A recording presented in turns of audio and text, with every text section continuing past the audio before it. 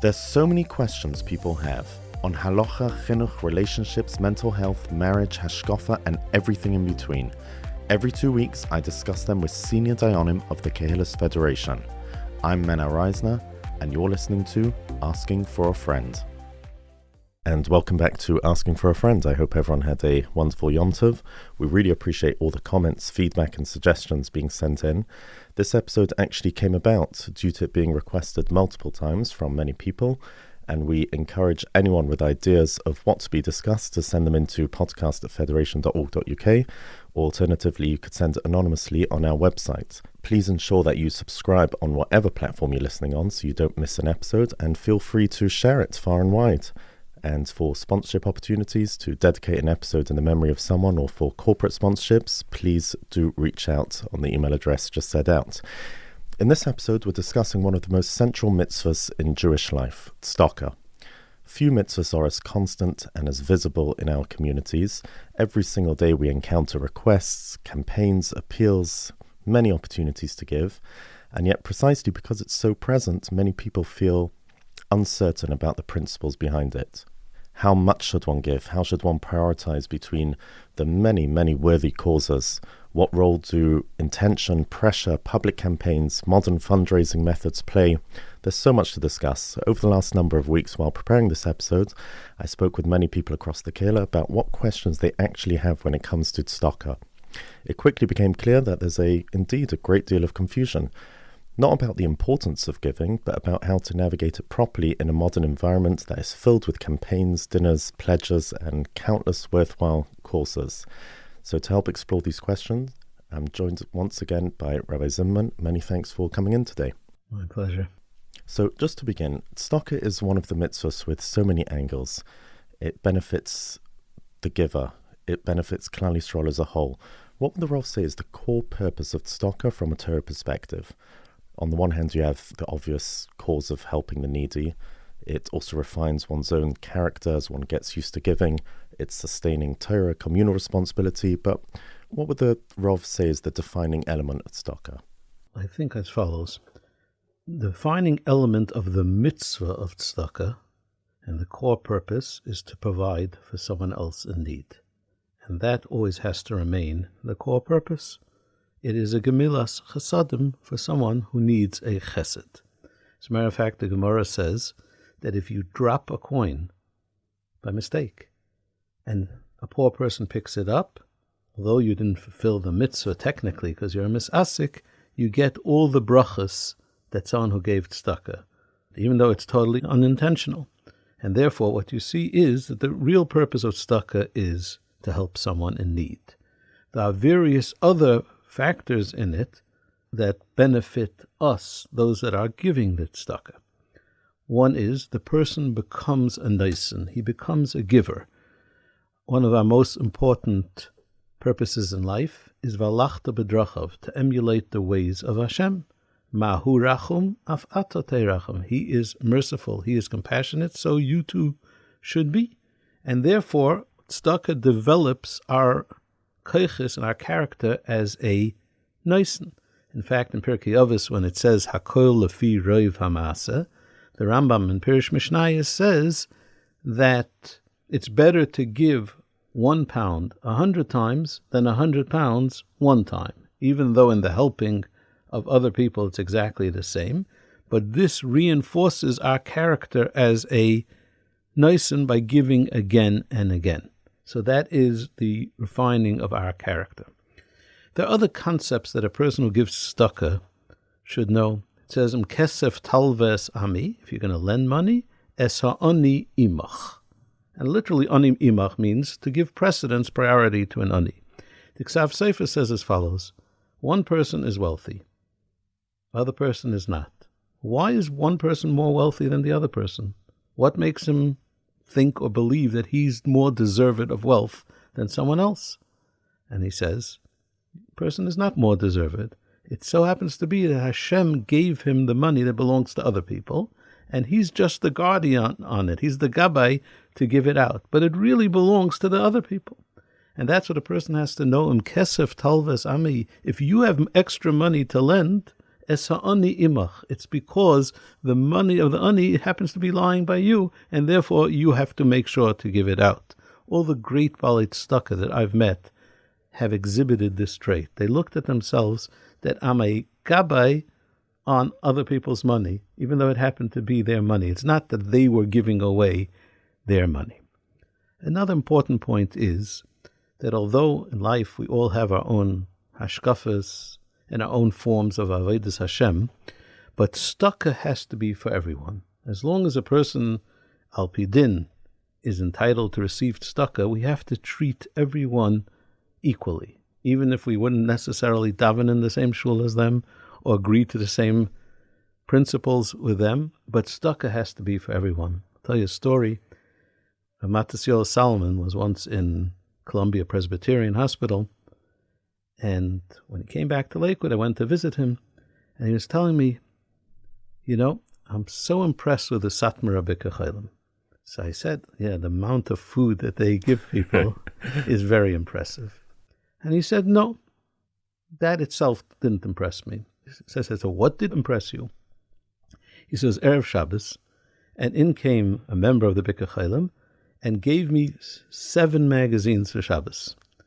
The Yid and the Blatt, which are 2 Satmar newspapers, the Machna Achredi, which is a Belza newspaper, Hamadia, which is an Aguda newspaper, the Ami and the Mishpacha, which are private enterprise newspapers, and a Jewish Press, which is a modern Orthodox newspaper.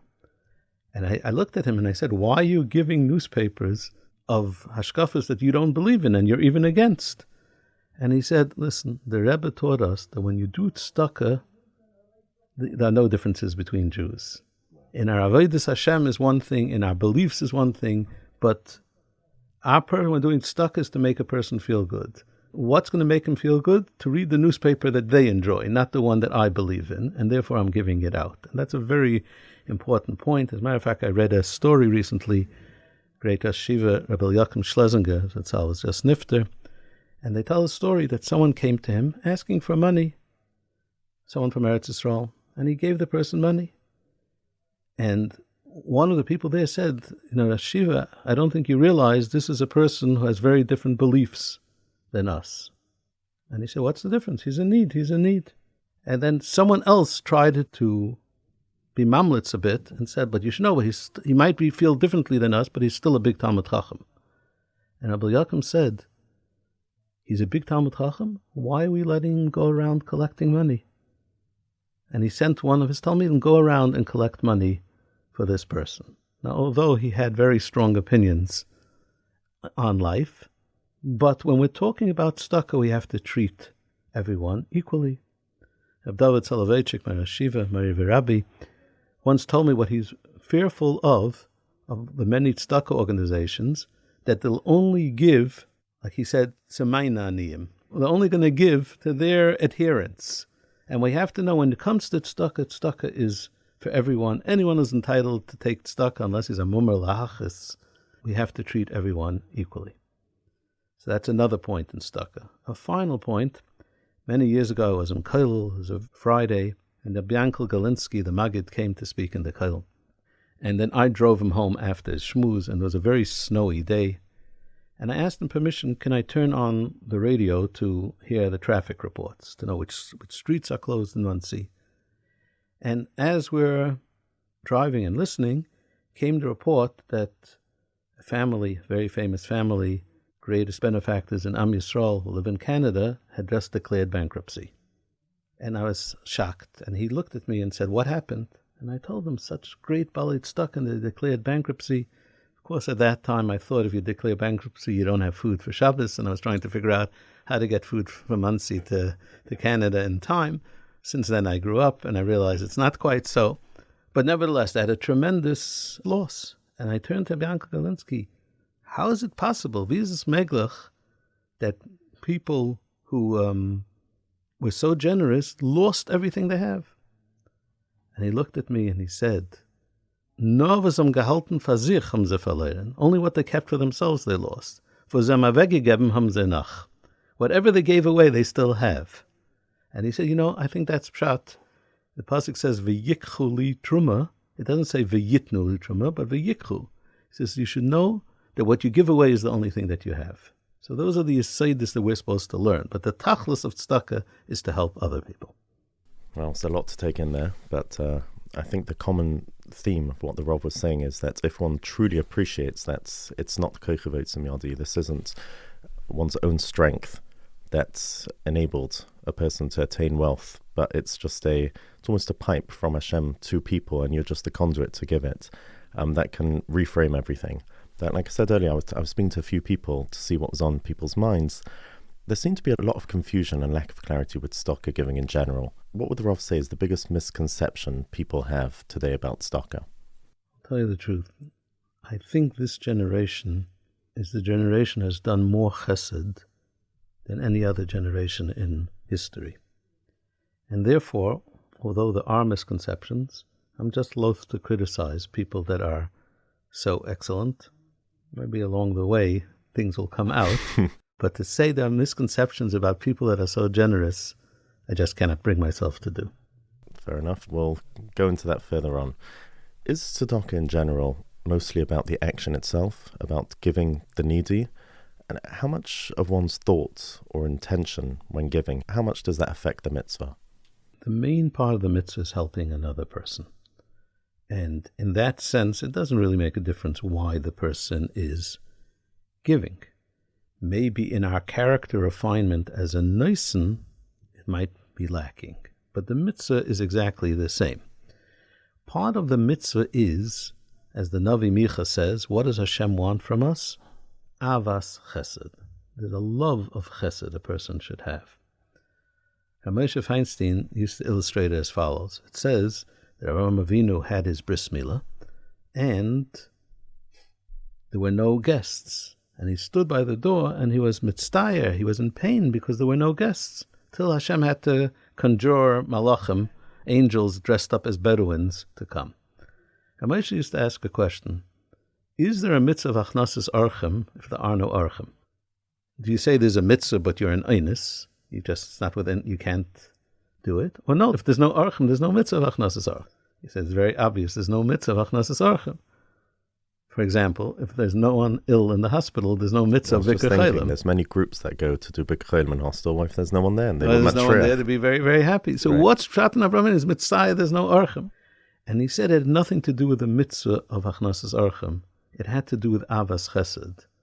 Avraham Avinu had such avas chesed that if he couldn't do chesed, he was in pain, not because the person was in need. So in that sense, giving for other reasons is lessening our avas chesed, but it is not lessening the mitzvah of tzedakah. But that is something one should strive for. One should strive for that it becomes a part of you that you want. I want to do chesed. I need to do chesed. Right. We're going to get onto different pressures soon, but is anonymous giving always superior, or can public giving also serve an important communal function? We know there's advantages of giving in public, which could softly pressure other people to give. And I guess this question is especially relevant nowadays when in many campaigns that come to people's doors, there's literally a little box one can tick to do anonymously. So it's very easy to give anonymously. Is there an inherent advantage to do so? So it's like this. The first thing is, the Rambam writes in Siman Reish Mem Tes that if someone gives tzedakah to praise himself or to show, look how generous I am, he won't get the reward for giving tzedakah, and he'll get punished also. So that's when a person does it for an ulterior motive to benefit themselves. Then there's a different concept that the highest form of tzedakah is matan b'seis yechva'af. Nevertheless, the Rashba says that when you donate something to a shul, you can put your name on it, and that's because it has halachic benefits for putting your name on something, is that the shul can't change it for something else. And therefore, if you want to protect, so to speak, your tzedakah investment, you're allowed to put your name on it. There's probably an overarching question, which has nothing to do with Hilchos tzedakah. Is it better to do my avodas Hashem quietly and no one should see, or should I do it publicly and be an example for other people? And this has nothing to do with tzedakah. This is a general question in avodas Hashem. And the Mishnah Berurah addresses it in Siman Aleph, the first halacha. And he says as follows, it depends what's your station in society. If you're an average person and you're not in a position of influence, then you should do things quietly. If, however, you're a person that people look up to and your avodah will then influence other people, then you should do it publicly, although you're losing out the ma'ila of atznei. It's a worthy trade-off. Right, so it's a worthy trade-off. But that's a general precept. It has nothing to do with tzedakah. So practically, for the average layman who's getting this page and wants to know whether it's an advantage to give anonymously. Will I influence other people to give? Then, although you're losing out, but it might be worth it. But it is a loss. Right, it is a loss. It's a definite loss. If, however, you're not going to influence anyone, so then you should do it anonymously. So the Rav touched earlier about giving generally to many versus fewer. I met a friend of mine the other day, Nochi Halpern, and he told me that his grandfather and namesake went to the Brisker Rav to ask him whether he should give money to as many places as possible or larger amounts to fewer. And the Brisker Rav said, give loads of money to loads of moisters. Right. So clearly the Brisker Rav was communicating a message for him. But generally, how should a person focus on this? We said before the Rambam, who says, even if you're giving to the same cause, it's better to give 100 times a small donation than one time a large donation. Now here you're asking a different question, which is, it's different causes versus one cause. Versus one, yeah. I would say that the answer over there is you should give a small amount to every cause. Of course, if you can do like the Brisker Rav, give a lot to everyone, that's good, but many people can't. Mr. Halpern could maybe, but most people can't. And therefore you should give something to every cause, but greater amounts to the causes you favor and you believe in. Let's say a person doesn't have much to give, or he wants to help out a specific moisad more than he's financially capable to. And he, rather than giving money, he decides that he'll give away a lot of time. He'll give his expertise, his influence, as a substitute for his financial giving. Would that be considered tzedakah? Is a person's energy and efforts to a tzedakah considered tzedakah in the Torah sense? In the Torah sense. So the answer is as follows. Let's take an example. Someone's an electrician. They go to someone's house. They're called for a call. And their standard fee is £75 for a call. They look around and they see that this person can't really afford it. And when they ask for the bill, they say, no charge. Can they then deduct £75 off their meiser? And this is a tshuva in Tshuvas Maril Diskin in the Kuntras Achron, where he says as follows: what would be in Choshen Mishpat if you hire someone and you don't make up a price? And then the person says, well, you never set a price, so I'm not going to pay you. You would go to a din Torah, what would happen? And the answer is that he doesn't necessarily have to pay your fee because he never agreed to it, but he would have to pay a fee, which is the going price, or maybe the lowest going price. So Pshulei Diskin says as follows: if you say that the going fee is £75 and he agrees to it, so now he owes £75, and if at the end you waive it, you can take 75 off meiser. If, however, you didn't say any going rate, so you cannot charge the person what you want or your fee, but you could still go to din Torah and be mitzi the going rate. That would be meiser. So that is the answer of counting time as money. Whatever you could charge for it in Choshen Mishpat is considered a donation. And I'll tell you an interesting story, this question. One of my first shurim, when I went public 32 years ago, was on Tzedokah and Ma'aseh Ksafim. And we advertised it all over Monsey. It was in the shul in Concord. And it was a very icy night, I'll grant people, but we had a very small audience. When I say a very small audience, it means my wife, my first cousin, and the cameraman. And before the days of Zoom. Yeah. And this, and before Zoom, quite depressing, to be honest. It was well advertised, and it's an interesting topic. I, consoled myself that it was icy night and it was cold, but it was pretty depressing. I did march on. 2 years later, I was interviewing to be a Rav and a Dayan in a big kehillah in America, and I had to meet the senior Rav. And when I went to meet him, he said, I've been asked to sort of test you On the other hand, it doesn't feel right testing a Talmud Chacham. I want to discuss a few shaylas with you. He said, people ask me shaylas, and Tzedakah, I'd like to hear what you think. And he asked me this shayla. I said, oh, that's not a shayla. It's a Maral Diskin in Kuntres Achron who says this. And he looked at me. And he said, okay, so there's a different question about if I buy something at a higher price because I'm buying it from a poor person, can I count that as Maisa? I said, yeah, but that's a tshuva in Meram Shik, which was also in that shir. And he looked at me and he said, let's go discuss other things. So you should know, HaKadosh Baruch Hu, there's nothing that you do in this world goes for waste. A shir that I prepared, which had a non-existent audience, eventually landed me a position. Now, time can be a substitute for money. Rabbi Moshe Feinstein used to speak that there's another inyan of giving meiser of your time. Just like you have to give meiser of your resources, Hashem gave you time also. Hashem gave you time, 10% of it is for other people. So besides the fact that you can count it to the degree that you could be Moitzi Mammon as a monetary gift, it's also a gift of time. And Ramesh was, I'm assuming, speaking about the Noisan part of giving, rather than the yeah. You should know, and this is a very good point, like you say, there are many people who want to help the community, but they don't have the resources. But their time could be used very productively. I'll give you an idea that I have.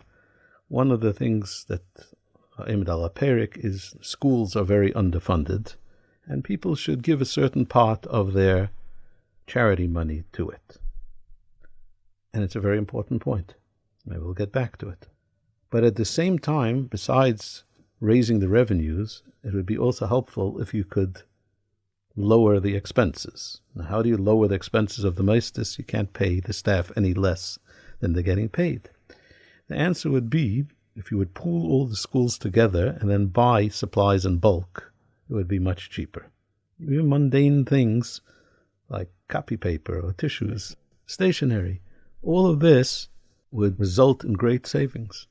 If we have someone listening out there who has a bit of energy and has a chush in bargaining, you should know that you can give the equivalent of donations of tens of thousands of pounds just by saving people money. You know, in America, there's an organization called Chastei Lev, which helps Rabbeim. Yesterday, they had their distribution in Lakewood.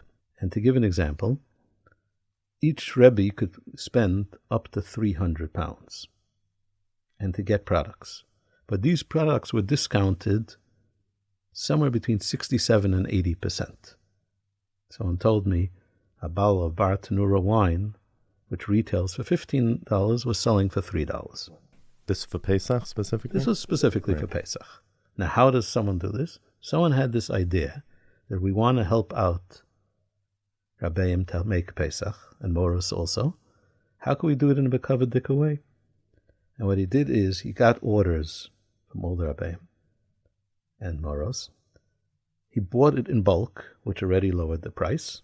Then he asked people to subsidize it. But that's only b'tnai that the school also subsidizes it. And then the school schools went around asking money because it's subsidized. And a bottle of Bar Tanura got an 80% subsidy, and therefore people only had to pay 20% of its retail value. So what you see is a person with energy and time was able to achieve, for every person who spent $300, they probably got $1,200 to $1,500 worth of goods. So this person was donating $900 to $1,200 to every person. So yes, time can be used. In a way, it should be encouraged even stronger, because the amount you can save people and the actual effect of money, of the net gain to people, could be greater than 10 times your potential donation. Correct. Wow, so that's very interesting. Just want to move on to the pressures and the more modern campaign culture. So let's say a person knows a campaign is coming up and he wants to give nicely, perhaps even stretch himself, or maybe he saved his miser for this specific cause, and in his head he wants to give, let's say, £500 or £1,000, more than his regular donation.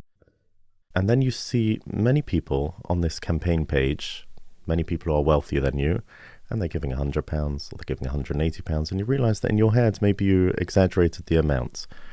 Can one then adjust one's donation, when he sees that practically, he'll then be sticking out in this campaign when he was just planning to give nicely, but not to be in the top few givers. His one is a halacha question. We know that if a person makes a pledge to tzedakah, it has a din of a neder. What about if you think, I'm going to give to tzedakah, is that a neder? In other words, it says by a carbon oila, kol nedivlev oilis, that a carbon is chal, a neder b'machshava. What about tzedakah? So that's a machlekes rishonim. So first you have to know, was this a neder? Now one of the questions are, besides whether tzedakah b'machshava is a neder, is what was the exact thought you had in your mind? If it would have been expressed verbally, would it be a neder? There's a big difference between a person who in their mind says, sell a zul tzedakah, or I'm giving this, or a person thinks or says, I would like to give this, or my plan is to do this. A thought which is aspirational but not definitive can't be a neder. So the first question is this a neder? And anyone should ask a shayla. If it's not a neder, then you have to ask yourself a question. What do I care what other people are doing? If I value this cause, I should give whatever I was planning to give.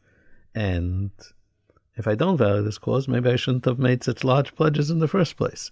But that's after you decide if it's a neder or not, which again depends on the language and depends on the machlekes, whether you can have a neder belev. And that would be relevant, which is a very day-to-day question of putting aside money for someone going around shul, and then he disappears and you don't find him, right? So there they say from the Chazon Ish that the person had das only to give it if he comes to me. So the neder was made al t'nai.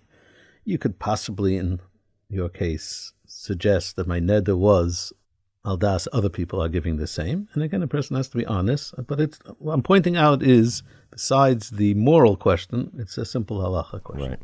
So these days, there seems to be a lot of pressure on raising money, on giving money. There's all forms of pressure, again, which we'll get into in more detail. But just to start as a general rule, what are the halachic and ethical limits of pressurizing donors for tzedakah? So in Yeridei Reish Mem Ches, it says that you're not allowed to ask money from someone who cannot afford it, and he's only giving it because he's embarrassed to say no. He says that is an isser to do it. It's not an ethical question, it's a plain halacha question. If, however, the person can afford it, and certainly the person is obligated to give money, but the only way you get it out of him is through pressure, it's not a modern-day shaila. When I grew up, every shul made an appeal. I even remember the great Gaon of Henkin walking around on Shabbos, when he's an old man, walking from bungalow colony to bungalow colony, making appeals for Ezra's Torah. An appeal means you announce who's giving money, and people announce it publicly. So the idea that pressure is some modern-day invention, it's not a modern-day invention. That's the way it always was, provided you're not pressuring a person who can't afford it. But otherwise, it's a regular part of tzedakah. Matter of fact, after a while, the appeals ran out. So then they started other things like Chinese auctions, bingo games. That wasn't pressure, that was really an element of gambling. And the more things change, the more they stay the same. So today we have charity campaigns, which is the old-fashioned appeal, and we have raffles for Rolex watches and the like. And that's the old-fashioned Chinese auction. So nothing changes really. And all these things are acceptable if the person could afford it. The new one is now pick a number, right? So right. That's just going on old gambling. Right. Again, the next frontier is having a mixture of gambling and online campaigns in which every X number of donor gets a certain prize, and then you're mixing the two. So they're here to stay. The question is just how to keep people interested. But just going back to pressure a moment. So let's say nowadays you would send someone a link, and then let's say the person would ignore the link, and then you'd send a follow-up, and then another follow-up. These are more modern day questions because it's to keep knocking at a certain door for a certain time.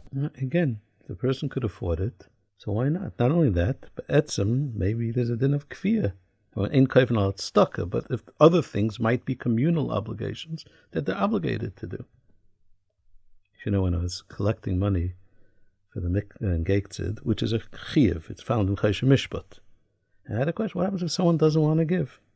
I was at a Aguda convention, and Abchuna Halpin Zatzal was there, and I asked him, what do you think I should do if someone refuses to give, but it's a chiyuv? He said, what's the big deal? Go into their house, and when they're not looking, grab their leichter and run away. It's a chiyuv. So that's something that there's kviya on. There's no kviya on tzedakah, but you're certainly allowed to pressurize someone to do something that they should be doing. I'm not going to ask how many menorahs ended up paying for the mikveh. That's not my style. Another probably more modern day phenomenon is the dinners, right? So nowadays the dinners often combine luxury experiences with fundraising. Firstly, what are the Rov's views on dinners? Many times they would fly in international singers, very high-end dining experiences. Sometimes there's people flying away for luxury getaways, all obviously to raise tzedakah, and this is how some people would give tzedakah. Firstly, the Rov's general thoughts on that. And secondly, how should we view donations when part of the payments one gives, however much it is, a few £1,000s to attend this dinner, is obviously being used to pay for the dinner itself, but it's to raise funds that would otherwise not have been raised. I'll answer the second question first. This is a simple halachic formula. You figure out, let's say you give £1,000, and if it wasn't for tzedakah, just to enjoy this meal and this concert, I would have paid £200, so you can only count £800 as tzedakah, and £200 are for yourself. How do I view the phenomena? Generally, if something works, it works. It might be a criticism of ourselves that we're not giving for a full heart, but ultimately, because we're not giving out of avos chesed, because if I had true avos chesed, I wouldn't want the luxury experience. I just want all my money to go for the tzedakah. But if this is what people respond to, these are the realities of life. We're still a few years behind America here, but we're definitely catching up. Yes, and also, again, dinners are nothing new. The luxuries keep on going up because that's life. You have to keep there were always dinners. Right. Rabbi Aaron Kotler also made dinners. And at that time, it was an upscale event. So a few people asked me to raise this point of the modern phenomenon of younger families committing to long-term pledges at these events. Right. So the dinner would, let's say, cost £1,800 to attend.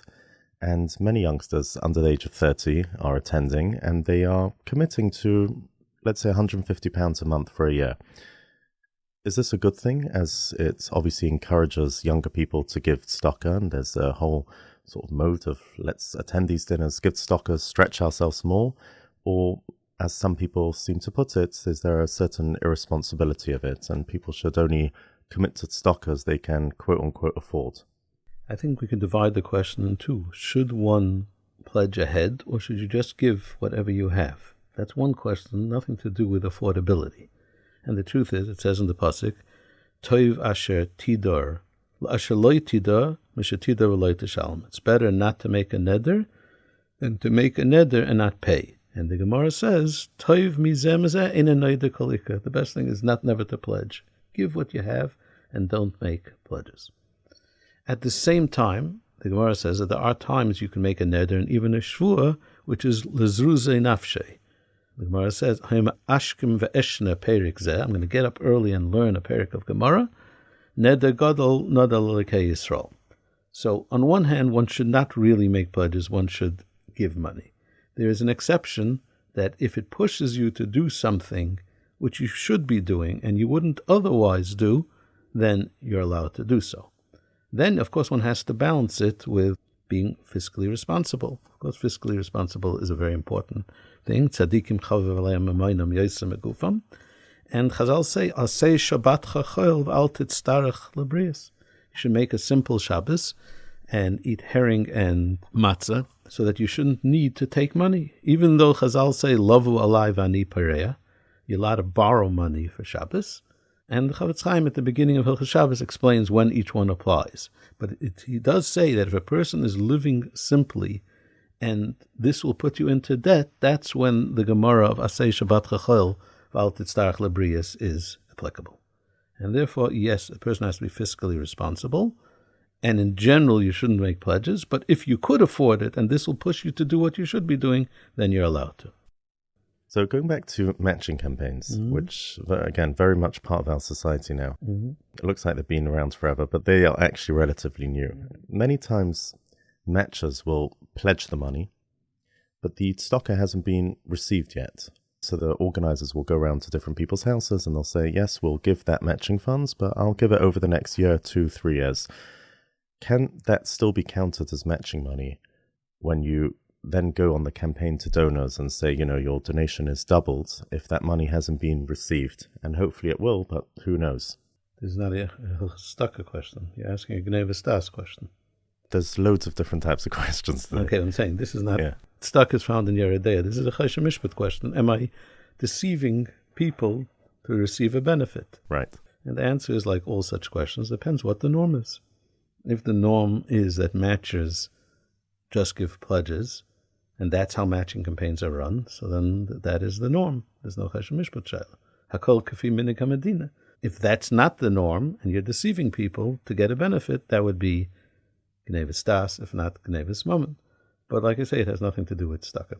So as a general rule, gneva stas is very relative to what's considered the norm. So in other words, if let's say with campaigns, there's sometimes donations that get put in order to reach a goal. But if everyone is very well aware that that's the way it's done and a campaign should end up being 100%, then that's absolutely fine. That is correct. Right. As in New York State, if it says on your bottle of wine, no water added, and in New York State law, that means less than 30% water added. You can't say mekach tos when you find out there was 29.99% water. And when it says no sugar added, and that means you can't put in sucrose or glucose, but you can put in fructose, so that's what you signed up for. And when it says no artificial coloring, but you're still allowed to use grape color, you should know that that's what you signed up for. Right. Another very common question with campaigns is, I believe relevant for everyone who's raised money for any cause, is that someone gives your page. So someone will donate to your page, and then inevitably you'll receive a link a few months later with their cause. Happened to me recently, an American friend of mine gave me, I didn't even ask him, but he saw the thing, he saw my name, and then a few months later he sent a link to his school in Baltimore, right? Never heard of it, don't know anyone there at all. It's on the other end of the planet. So I'd literally only be giving back because he gave me. I don't know the cause and not connected to it at all.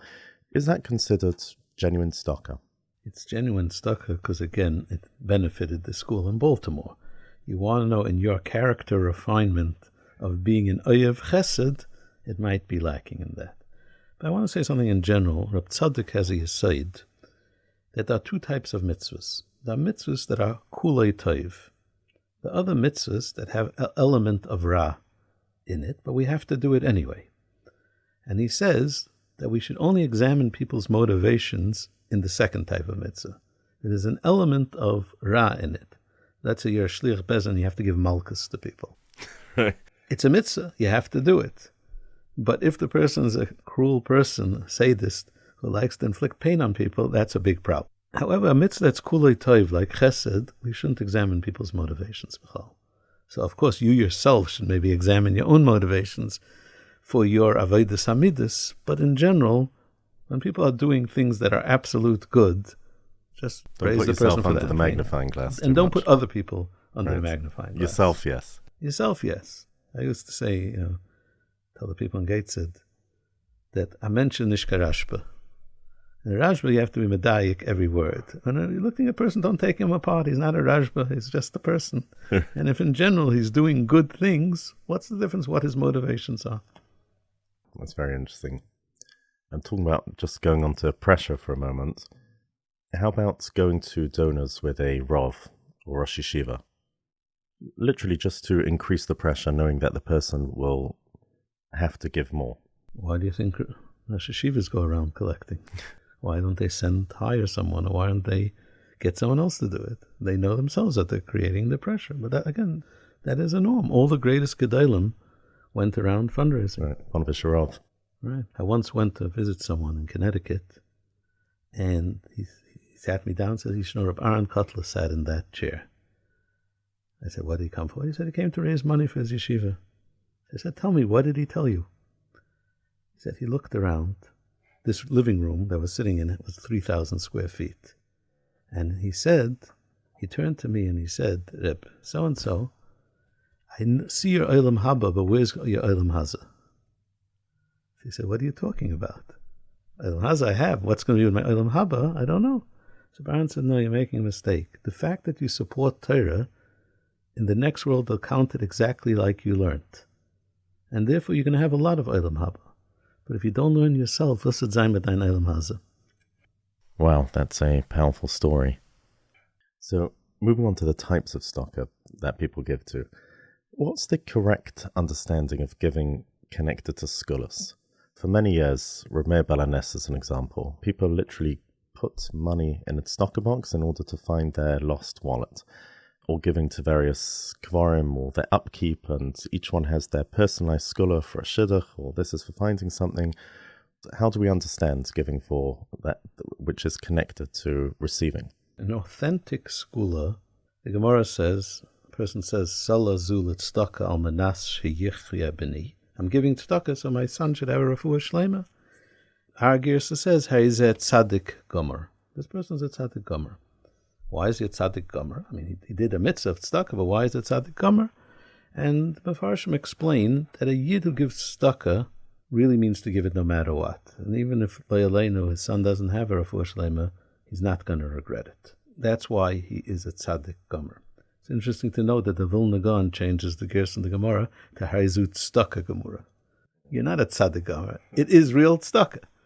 But that is the basic thing that a yid, when he gives, deep down really wants to give regardless, and the school is just a fringe benefit towards it. However, as I said, this has to be a authentic skula, a makubalik skula. Skulas that are not authentic, in general, might be questionable even in halacha. There are halachas of Darkei Amiri. I'll tell you a story, might be shocking. But I once went to Rabbi, my yeshiva, Rabbi David Soloveitchik, and said, what do you think of this skula, which is pretty popular, but it doesn't have a source? And he looked at me and he said, a skula that doesn't have a source is abizrayu d'avodah zarah.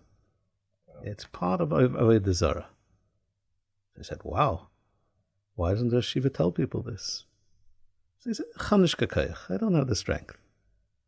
I told him, yeshiva, I'm not short of kayach. If you make me your shliach and empower me to speak in your name, I'll go around telling everyone that you hold that skulas that are not sourced are abizrayu d'avodah zarah. And he started thinking. And he said, let me tell you something. Who uses all these skulas? Tzebrachene people, broken people. Why? Because it gives them hope. You're not allowed to take away hope from a broken person, and therefore don't do it. But if you want to know my opinion, it's abizrayu d'avodah zarah. That's the story.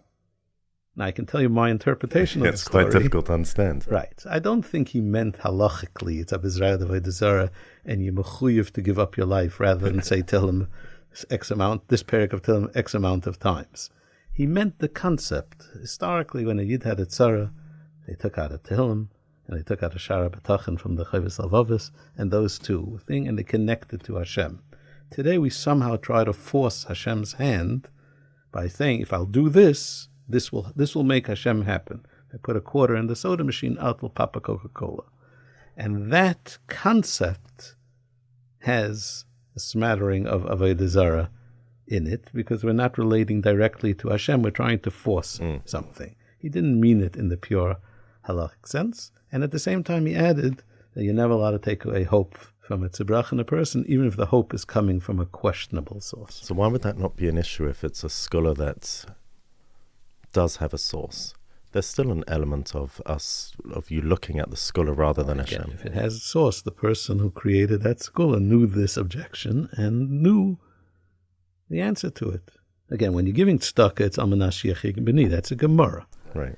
Other times, a scholar is a form of tefillah. How should one then approach organizations that promise yeshuahs?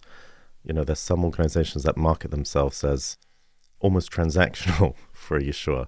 Some with have brochures that are full of amazing stories. Mm-hmm. What's the approach to that? And also, what happens if the outcome doesn't materialize? If I'm giving in order and I've sort of been promised the yeshuah, and then your kid doesn't get engaged in the next year, can one then ask for a refund?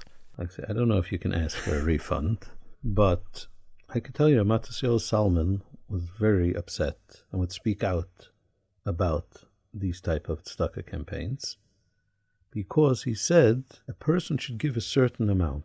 Sometimes people that are desperate, let's say for shidduchim and what, they give away all their money. He told me once, I know many girls are desperate for a shidduch, money that they should have been saving for their chasana or to support themselves afterwards, they gave it all away. That's one. And number two, when it doesn't happen, because it's not a guarantee, they lose their emunas chachamim. So he was against it because, like I say, of people giving too much because of the segulot and because of losing emunas chachamim. I personally dislike the idea because it turns tzedakah into a transaction. The whole purpose in tzedakah is avos chesed, and there's no avos chesed, it's avos atzmai, and therefore it's distorting the purpose of tzedakah. Moshe Sternbuch once told me that when he was a bacher here in London, and he went around collecting with Moshe Schneider, and Moshe Schneider asked for a thing, went to a very wealthy person, he gave him a minimal donation. It wasn't an embarrassment, but a minimal donation.